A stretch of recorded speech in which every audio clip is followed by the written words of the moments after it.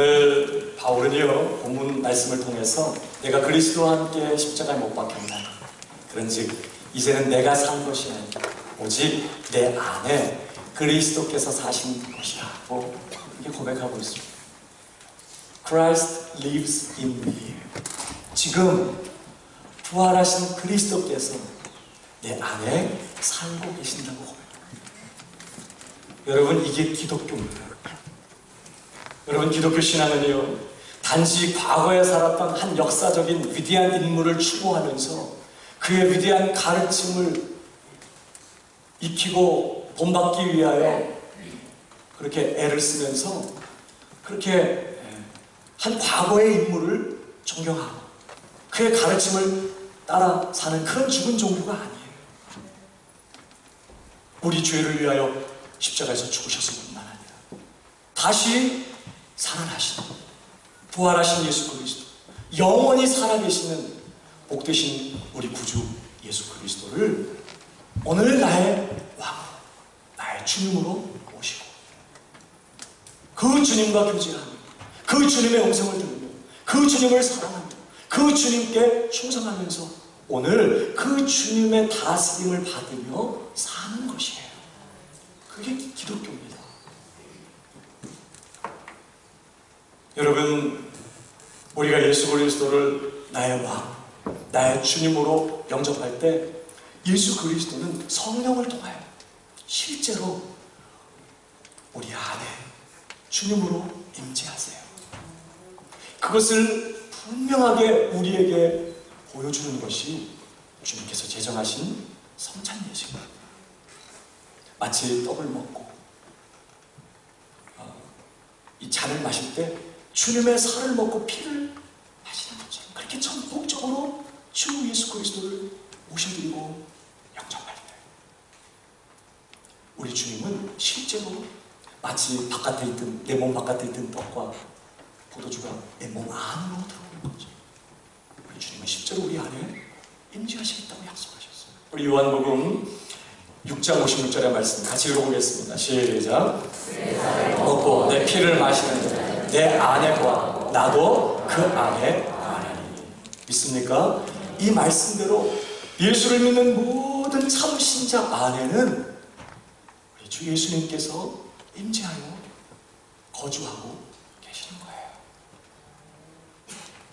만일 그 사람 속에 그리스도 예수가 계시지 않는다면 그는 결코 참 신자일 수가 없어요.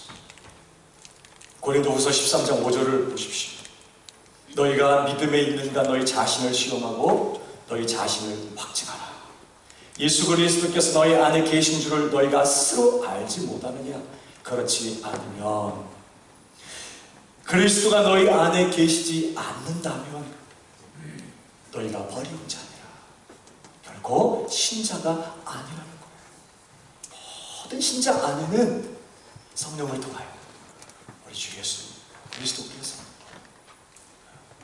들어와 임재하여 거주하고 계신다는 사실, 성경은 분명하게 우리에게 말씀하고 있습니다. 예수님이 하나님의 아들 그리스도이신 것을 믿으십니까? 그를 나의 왕, 나의 주님으로 영접하셨나요? 그렇다면 그 주님이 오늘 내 속에 왕으로 임재하여 계신다는 것도 믿으셔야 돼요. 아멘이십니까? 예수님은 어디 딴 데 계신 게 아니에요. 하늘 보좌, 하나님 보좌 우편에 앉으신 그 예수 그리스도, 모든 사단과 사망의 권세를 완전히 밟아 이기시고 부활하셔서 하나님 보좌 우편에 앉으사 모든 하늘과 땅의 권세를 가지신 바로 그 만왕의 왕 되신 예수 그리스도는 지금 우리 안에 참 신자된 모든 성도들의 심령 안에 임재하여 계신다는 사실을 우리가 기억해야 돼요. 자, 그러면 이제 우리가 이러한 진리를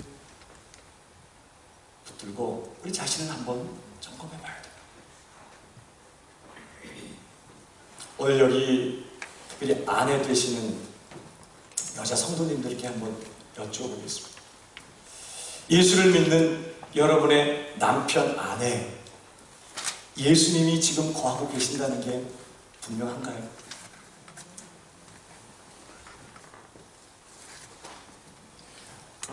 내 남편을 보면 예수님 정말 함께 계시고, 정말 예수님 내 남편 속에 거하셔.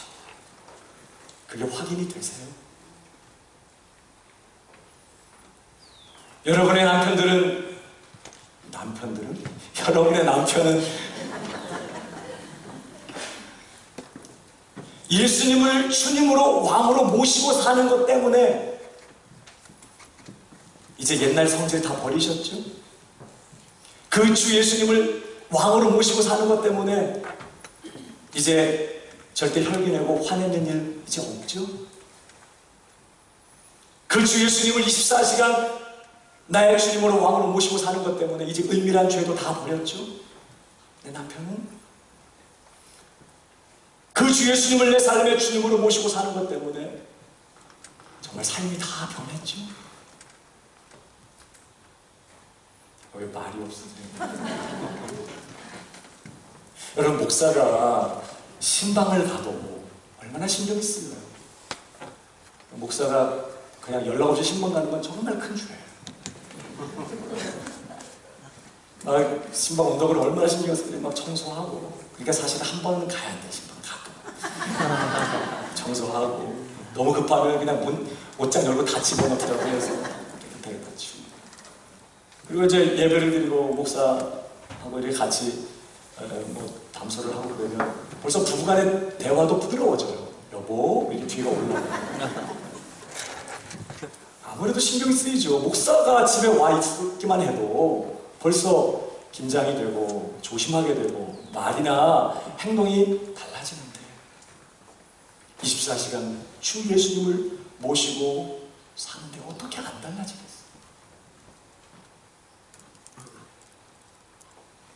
우리 남편들은 어때요?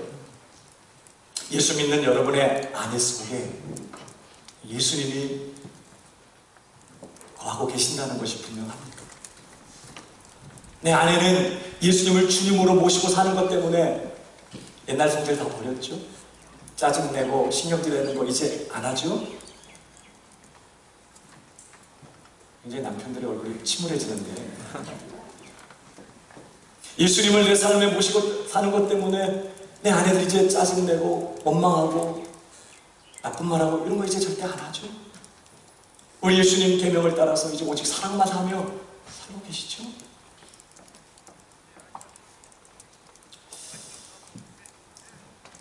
여러분 자신은 어떻습니까? 예수를 믿는 여러분 안에 주 예수님께서 거하고 계신다는 것이 분명하신가요? 교리적으로 그렇다고 하니까 그런 줄 아는 게 아니라 정말 내 속에 주님이 계시고 그 주님이 나를 감동하시고 내게 그분의 마음을 보여주시고 나를 깨우치시고 내게 말씀을 주시고 그 주님이 나를 이끌고 계시고 그 주님이 내 삶에 역사하시고 여러분에게 이게 분명하세요?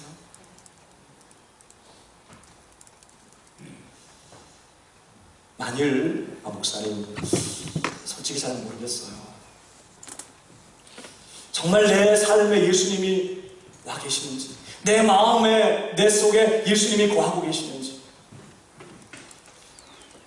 전혀 잘 모르겠어요. 나에게는 예수님이 안 계신 것 같아요. 전혀 예수님의 역사를 경험할 수 없어요. 틀림없이 예수님을 주님으로 영접했다면 복음의 약속대로 예수님은 내 삶에 와 계신 게 분명한데 그런데 내 안에는 예수님 안 계신 것 같아요. 예수님 전혀 아무런 역사도 안 하시는 것 같아요. 혹시 그런 분들이 계십니까?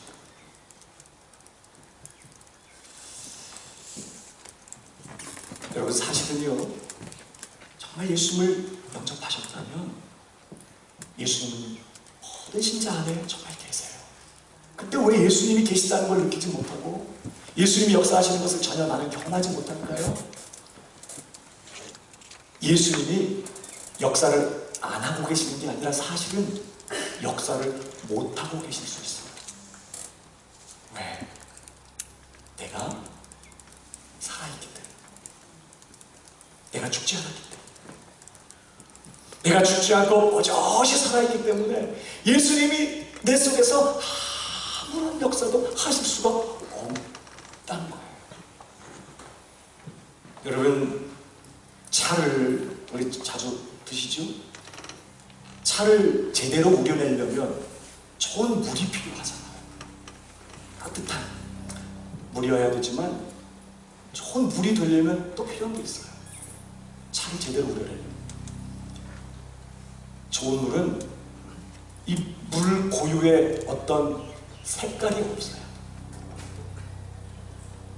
무슨 색깔이 있거나 어떤 물 고유의 특이한 냄새가 있거나 어떤 물 고유의 특이한 어떤 맛이, 달콤한 어떤 그런 맛이 있다면 절대 좋은 물이 아니에요. 차를 우려내려면 물은 철저하게 어떻게 돼? 무색이어야, 무취여야, 무미여야. 마찬가지예요. 내 안에 계시는 예수님이 온전하게 내 삶 가운데 드러나시고 그분이 내 삶을 통해서 온전히 역사하실 수 있으려면 나는 철저히 무색, 무취, 무미여야 합니다. 다시 말하면 철저하게 나는 죽어져야 해요. 그래야 내 안에 계시는 예수님이 드러나실 수 있어요.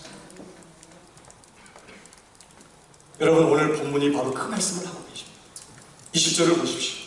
내가 그리스도와 함께 십자가 못 박혔나니 그런즉 이제는 내가 산 것이 아니요 오직 내 안에 그리스도께서 사시는 것이라. 여기 잘 보세요. 오직 내 안에 그리스도께서 사시는 것이라. 이 말씀 앞에 무슨 말씀이 있어요? 그런즉 이제는 내가 산 것이 아니요 I no longer live.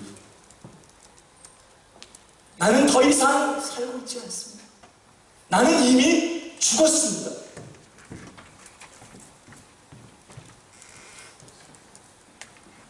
이게 분명해야 그 다음이죠. 오직 내 안에 그리스도께서 사신 것이요 Christ lives in me. 이게 분명해지는 거예요. 내가 죽었다는 것이 분명하지 않으니까 내 안에 그리스도께서 사신다는 것도 분명하지 않은 것입니다.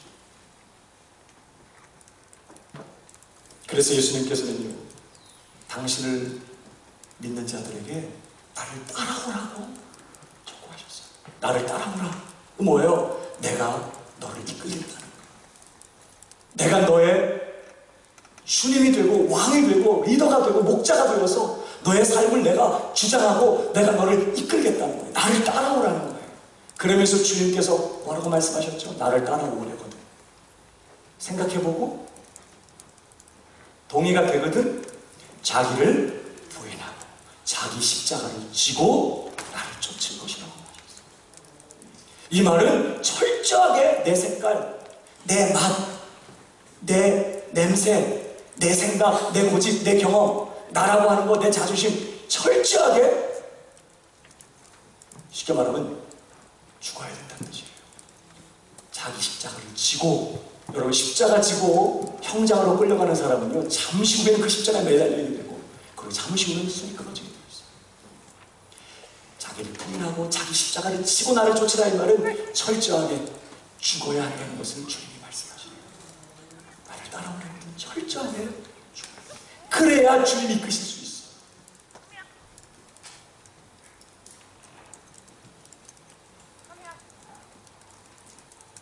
여러분, 그런데 이런 말씀을 들을 때에 우리가 너무 쉽게 하는 실수가 있어요. 이런 말씀을 들을 때 맞아, 그래, 내가 죽어야 돼, 내가 죽어야지, 그러면서 죽으려고 노력해요. 이 사람이 교회에서 제일 무서워요. 내가 죽으려고 노력하는 사람, 막 죽으려고 애를 쓰는 사람, 죽어야 돼. 그래서 막 죽으려고 막 애쓰고 힘쓰는 사람, 이 사람이 제일 무서워. 왜? 죽으려고 노력하고 애를 쓰니까 평소에는 정말 죽은 것 같아요. 그래서 주변 사람들이 다 마음을 놓는다니까. 죽은 줄 알고. 그래서 마음을 놓고 편하게 말해요. 편하게 얘기도 하고. 근데 이제 어떤 얘기들 듣고 대화하고 하다 보면 속이 상할 때도 있잖아요. 어떻게 나한테 이런 식으로 얘기해? 이렇게 억울할 때도 있고 속상할 때도 있어요.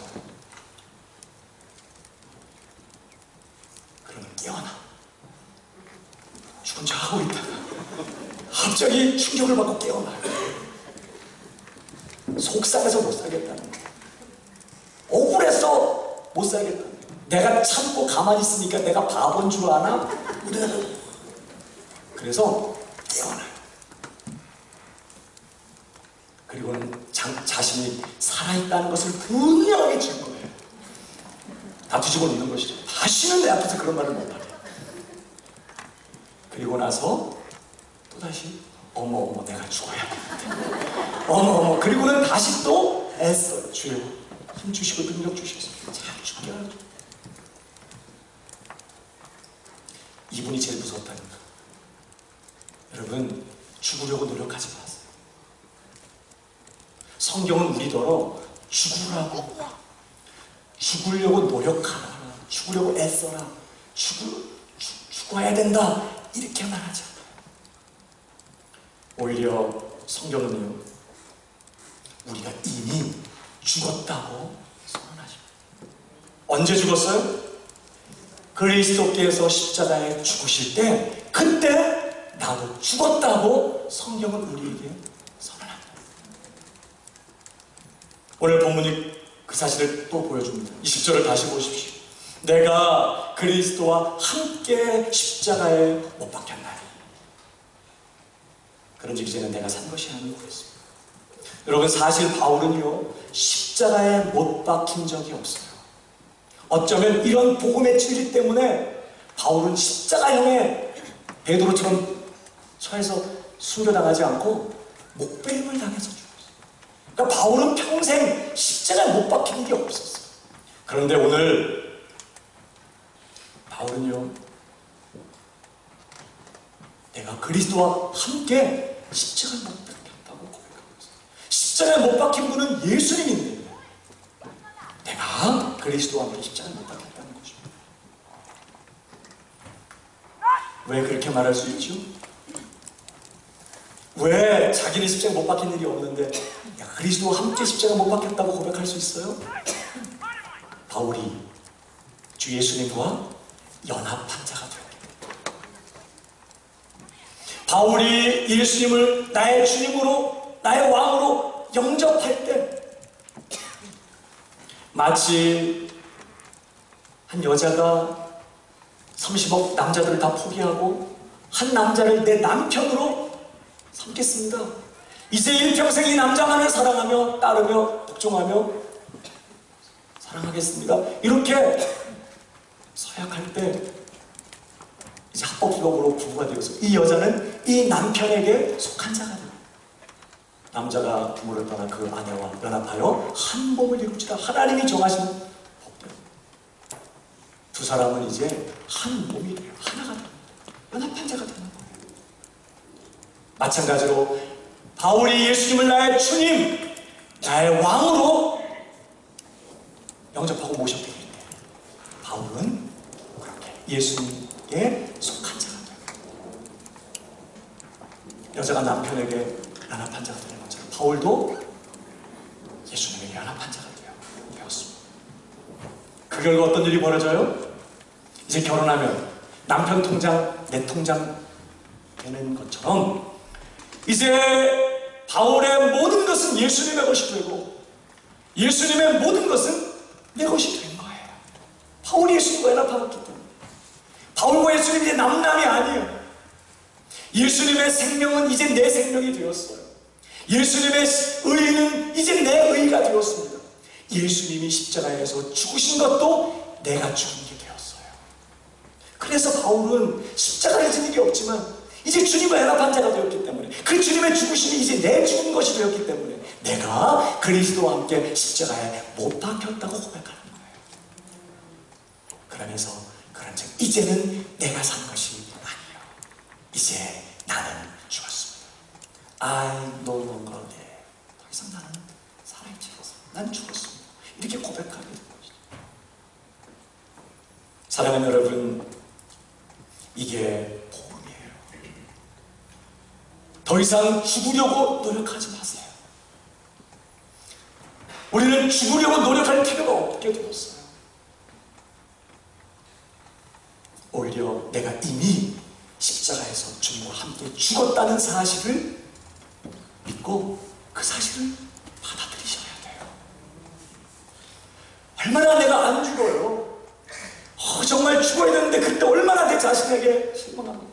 근데 복음이 뭐예요? 이미 죽었다는 거예요. 주님과 함께 내가 십자가에 못 박혀서 이렇게 사악하고 이기적이고 교만하고 강팍하고 완악한 이 죄인 성성당이가 주님과 함께 이미 죽었다는 거예요. 우리가 할 일은 죽으려고 노력하는 게 아니라 이미 주님과 함께 죽었다는 그 복음의 말씀을 믿고 받아들이는 것이에요. 여러분, 로마서 6장에서도 그렇게 말씀했지 않습니까? 이 로마서 6장에서는 예수 그리스도와의 연합을 통하여 어떻게 우리가 의롭다함을 받게 되었는지, 어떻게 우리가 구원을 받게 되었는지를 설명하는 그런 대목인데 이렇게 말씀해요. 10절에서 그의 죽으심은 죄에 대하여 단번에 죽으심이요 그의 살으심은 하나님께 대하여 살으심이니 이와 같이 너희도 너희 자신을 죄에 대하여는 죽은 자요 그리스도 예수 안에서 하나님을 대하여는 산 자로 여길지어다. 예수 그리스도께서 십자가에 죽으셨으니 이제 너희도 너희 자신을 죽은 자로 여겨라, 이렇게 말하는 거죠. 아직 나는 안 죽은 것 같고 아직 살아있는 증거들이 역력하지만, 그러나 성경은 뭐라고 말해요? 예수가 죽었으니, 이제 그 죽으신 예수와 너가 연합되었으니 이제 너가 죽은 것으로 여기라고 그렇게 도전하는 것이죠. 그러니까요, 예수를 믿는 신자는 이미 죽은 사람입니다. 앞으로 죽을 사람이 아니에요. 이미 죽은 사람. 예수 믿는 신자는 이미 장례식을 치르고 사는 사람.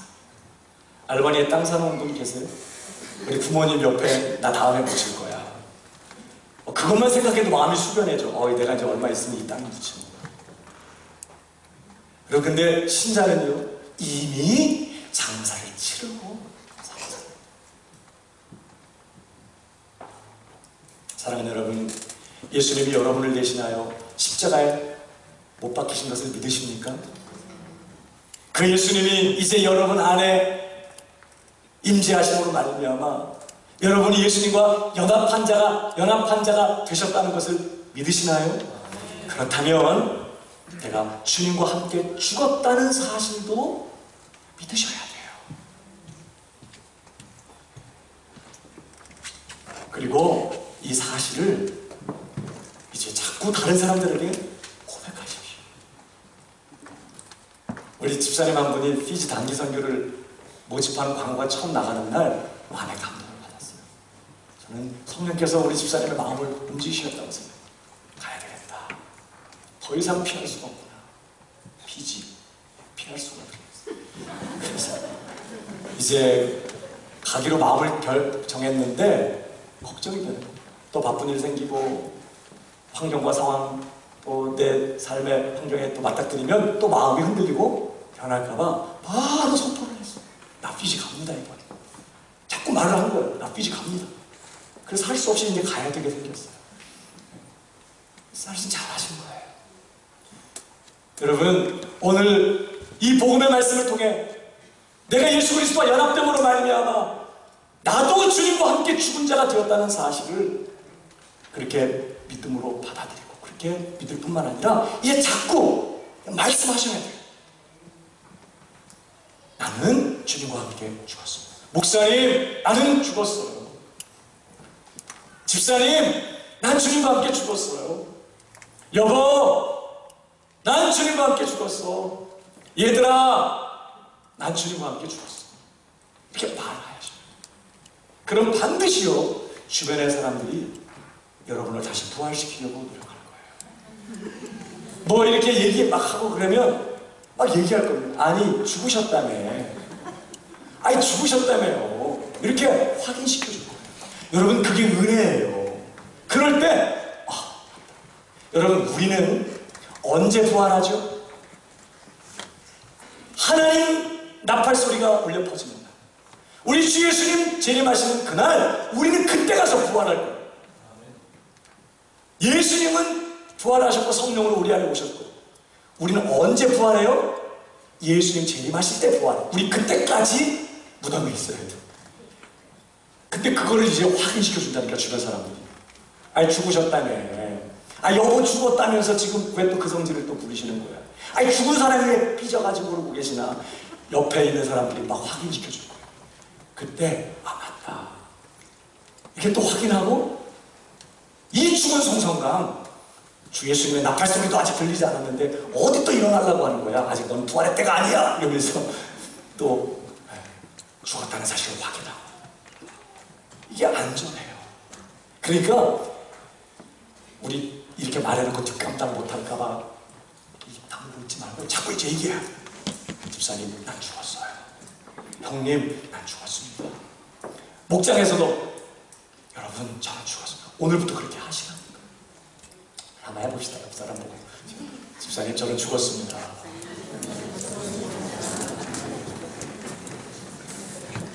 너무 민망하세요? 이렇게 시퍼렇게 살아있는데 죽었다고 말하는 게. 그러나 그게 진리예요. 성경은 우리더러 우리의 경험을 믿지 말고 복음의 진리를 믿으라고 지금 말씀합니다.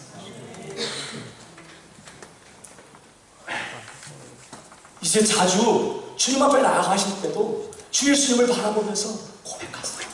주님, 저는 주님과 함께 이미 죽었어요. 내 인생은 이미 주님 십자가에서 못 박히실 때 나의 또 끝났습니다. 이제 주님이 내 안에 사십니다. 나는 할 수 없습니다. 주님이 하시옵소서. 주님 이끌어 주옵소서. 주님 붙들어 주옵소서. 주님 역사해 주옵소서. 주님 나는 주님과 함께 죽었어요. 사실은 요즘은 제가 더 그렇게 주님 앞에 고백해요. 더 자주 주님 앞에 그렇게 고백합니다. 어떤 말 때문에 어떤 상황 속에서 마음에 시험이 들고 마음이 어려워지고 괜히 복잡한 생각이 들고 삐짐의 영이 막 임하고 섭섭한 영이 임하려고 하고 때로는 마음의 염려가 찾아오고 근심이 찾아오고 두려움이 찾아오고 때로는 사역이 시원치가 않아서 내 마음에 낙심이 찾아오고 때로는 내가 하지 말아야 될 말을 하거나 저지르지 말아야 될 죄를 은밀하게 짓고 마음에 깊은 자책과 낙심이 찾아옵니다. 때로는 은밀한 죄가 나를 유혹합니다. 저는 더 주님 앞에 무릎을 꿇고 주님을 바라보면서 고백합니다. 주님, 나는 주님과 함께 죽었어. 이미 나는 주님과 함께 죽었어. 이제 내 안에 주님이 사셔. 놀라운 건요, 정말 그렇게 주님을 바라보며 정말 그 진리를 붙들고 내가 정말 주님과 함께 십자가에 못 박혀 형벌받고 저주받고 죽었다는 사실을 믿고 그렇게 고백하고 또 고백하면 정말 죽음이 제게 임하는 것을 경험해요. 마음이 편해져요. 전에는 참았거든요. 죽어야 돼. 가정에서 참아야 돼. 근데 정말 억울할 때가 생기더라고요. 도저히 못 참겠어요. 여보!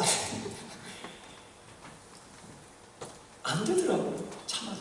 근데 제가 이 진리를 깨닫고 저는 주님 앞에 고백해요. 주님과 함께 죽었습니다. 주님과 함께 죽었습니다. 이제 주님이 내 안에 사십니다. 주님 하시옵소서. 주님 은혜가 필요합니다. 주님 역사해 주옵소서. 십자가의 능력이 제게 임하는 것을 경험해요. 여러분 십자가의 능력이 뭐죠? 십자가의 능력이 뭐예요? 드라큘라가 나타나면 확 갖다 들이미는 거예요. 십자가의 능력? 여러분 십자가는 얼마나 능력이 많은지 예수님조차도 숨지게 만들었어요. 예수님조차도 십자가에 못 박히셨을 때 예수님도 못 내리고 오셨어요.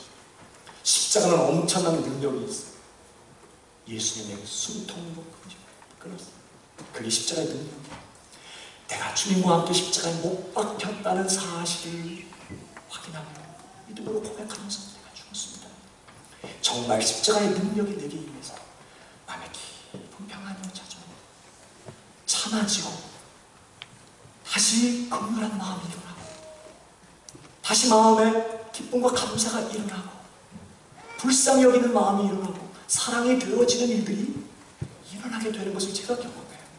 그래서 저는 요즘도 마음이 조금이라도 불편하고 어려운 일이 생기면 지체하지 않고 바로 주님 앞에 엎드려서 주님, 나는 죽었습니다.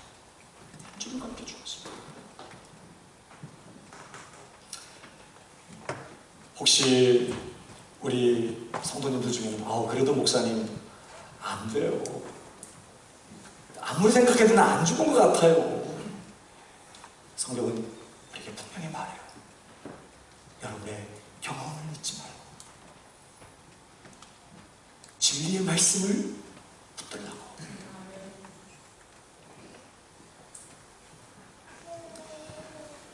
내가 죽어야 내 안에 계시는 주님이 비로소 드러나시고 그분이 내 삶에 역사하실 수 있다는 것을 놓치지 마십시오. 우리 초창기 우리 조국교회에 참 훌륭한 분들이 많이 계셨어요. 요즘도 훌륭한 분들이 많이 계시지만 참 귀한 분들을 하나님께서 우리 조국교회 처음 교회가 세워질 때 많이 허락해 주셨어요. 그 중에 한 분이 바로 김익두 목사님이라고 있어요. 저희 아버님 설교할 때 제가 참 여러 번 우리 이 김익두 목사님에 대해서 들은 기억이 지금도 생생해요. 이 김익두 목사님은요 776번의 부흥 집회를 하시면서 28,000번 이상 설교를 하십니다. 그러면서 조국교회를 정말 성령의 불로 활활 태웠던 그러한 대부흥사로 하나님 앞에 쓴다는 것입니다. 그러나 사실 그는 예수 믿기 전에 아주 소문난 깡패였어요. 사실은 이분이 아주 귀한 집안의 자제였는데 공부를 열심히 해서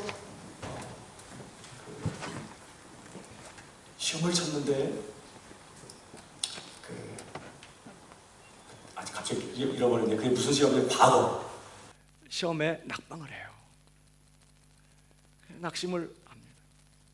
그런데 아버님이 그렇게 하늘같이 믿고 의지하던 아버지가 돌아가셨어요. 그러면서 사기를 당해서 그 많던 재산을 다 잃어버려요. 그런 과정을 겪으면서 이분이 마음에 말할 수 없는 분노, 증오, 악감을 품어요. 얼마나 타락하고 방탕한 삶을 사는지 주색 잡기에 빠지고 술과 노름으로 나를 세우고 나를 지내면서 그 만나는 사람들마다 마음에 분노가 있으니까 때리고 행패를 부리고 돈을 빼앗고 그래서 아주 소문난 악명 높은 깡패였습니다. 황해도 지방에 사람들이요 이 김익두 안 만나고 싶어요. 별명이 호랑이 김익두인데 성황당을 이렇게 지나가면 반드시 사람들이 빌 때 오늘은 호랑이 익두인지 억두인지 만나지 않게 하여 주옵소서 이렇게 빌었다는 거예요. 그 정도로 하여튼 질이 나쁜 그런 사람이었어요. 그런데 어느 날 이 김익두가 서양 선교사님의 전도를 받게 됩니다. 예수 믿으세요 이러면서 이제 막 소알론 여자 선교사님이 전도지를 나눠주면서 복음을 전할 때 무슨 서양 귀신을 믿으라고 그래 그러면서 전도지를 받아가지고 코를 확 풀어가지고 버렸어. 선교사님이 그걸 보고 청년 전도지로 코 풀면서 코 썩어요 이렇게. 근데 그 얘기가 가슴에 확 박혔어요. 집에 왔는데 이상하게 코가 썩을 것 같아. 정말 저녁 때가 되니까 코가 자꾸 아프고 자꾸 코가 근질거리고 이상해요. 그 다음날 또 같은 곳에 갔더니 사람들이 모여서 찬송을 부르는데 바로 그 여자 선교사님이 주 예수를 믿으라고 청년들이요 창조주를 기억하라고 막 소리치는데 꼭 자기한테 하는 말 같더래. 성령님이 역사하신 거죠. 그래서 그가 예수 믿기로 결단을 합니다. 그리고 친구를 따라서 교회를 가기 시작해요. 당시에 한문 성경으로 신약 성경을 백독을 하면서 가슴을 찢는 성령의 불세례를 경험합니다. 그 얼마나 울었는지, 울고 또 울면서 자신의 죄를 자복하고 나 같은 것을 위해서 주 예수님이 십자가에 못 박혀 죽으셨다는 사실, 그 공로로 내가 깨끗하게 용서받고 구원받았다는 사실에 너무나 마음이 뜨거워져서 울고 또 울고 그렇게 회개하면서 그는 정말 완전히 새 사람이 됩니다.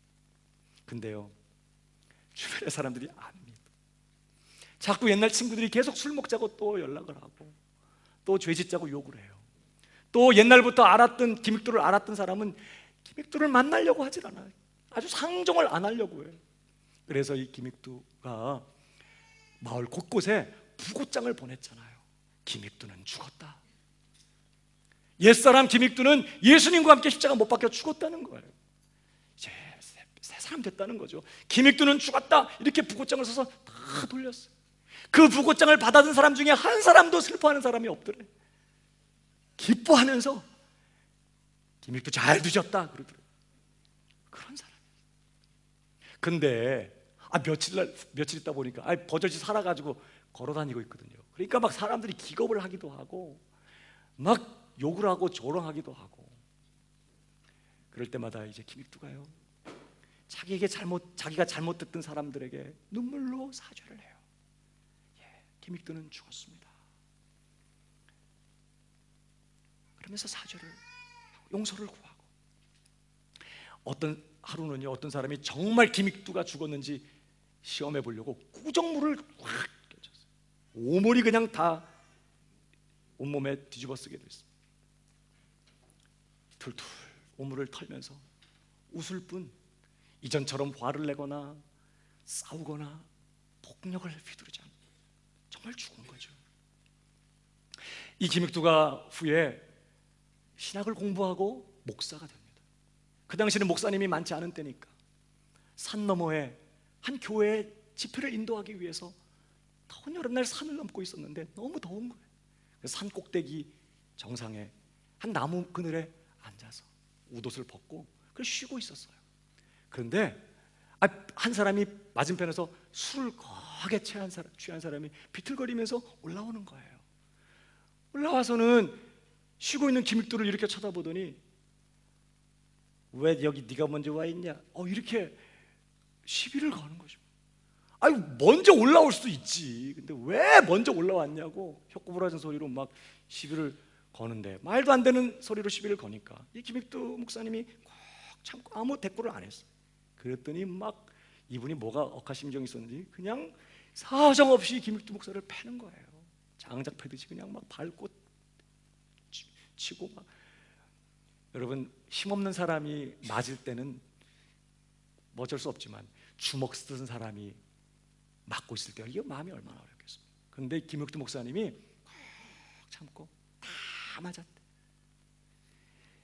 한참 때리다가 지쳤는지 이제 그치더래. 그래서 형님 다 때렸수? 이렇게 물으니까 그래 다 때렸다 이 자식아. 그리고 또 때리려고 그러더래. 그래서 김익두 목사님이 정색을 하고 그 사람 눈을 쳐다보고 말해. 예수는 내가 믿고 복은 당신이 받는 거려. 말도 못하는 바본 줄 알았더니 갑자기 정색을 하고 얘기하니까 이 사람이 눈이 휘둥그레졌어요. 예수는 내가 믿고 복은 당신이 받는 거려. 내가 김익두요. 그랬더니 이 사람이 얼굴이 하얘졌어요. 그 당시에 김익두를 모르는 사람이 거의 없었거든요. 이 외진 산골에서 그 악명 높은 깡패 김익두를 만났으니 이제 난 죽었구나, 그런 표정. 근데 이 김익두 목사님이 그렇게 사색이 되어 있는 그 사람을 바라보면서 내가 예수 믿기 전이었다면 오늘 당신 장례식이야. 그러나 내가 예수 믿었기 때문에 오늘 당신이 산 줄 아시오. 이렇게 얘기하니까 탁탁탁탁 떨면서 형님 제가 어떻게 해야 되겠습니까? 바로 꼬리를 낮춰. 어떻게 하긴 뭘 어떻게 따라와. 그래가지고 자기가 집회하는 그 교회를 데리고 가가지고 맨 앞에 앉혀놨다. 여러분, 이분이 후에 아주 훌륭한 장로님이 되셨다고 하더라고요. 참 은혜도 참 희한하게 받아. 정말 김익두는 목사님은 그렇게 죽었어요. 여러분, 그 목사님을 통해서 얼마나 놀라운 사역들이 일어나는지 몰라요. 150여 곳에 교회를 세웠고요. 결신자만 그 28,000번이 넘는 설교를 통해서 예수 믿겠다고 결신한 사람만 28만 명이 넘어요. 그리고 김익두 목사님을 통해서 병을 고침받고 치유받은 사람이 1만 명이 넘습니다. 특별히 그의 설교를 듣고 감화를 받아서 목사가 된 사람들이 200명이 넘는데, 그 중에는요 이성봉 목사님이나 주기철 목사님 같이 한국 교회사에 아주 귀한 사역들을 했던 그런 훌륭한 목사님들도 계셨어요. 김익두가 죽으니까 그 안에 계시는 예수님이 드러나시고 그 예수님이 역사하실 수 있었다는 거예요. 여러분, 내가 죽어야 주님이 드러나고 주님이 역사하실 수 있는 줄 믿으시기 바랍니다. 여러분, 오늘 나는 어떻습니까? 오늘 내 안에 계시는 예수님은 나를 통해 나타나시고, 내 안에 계신 예수님은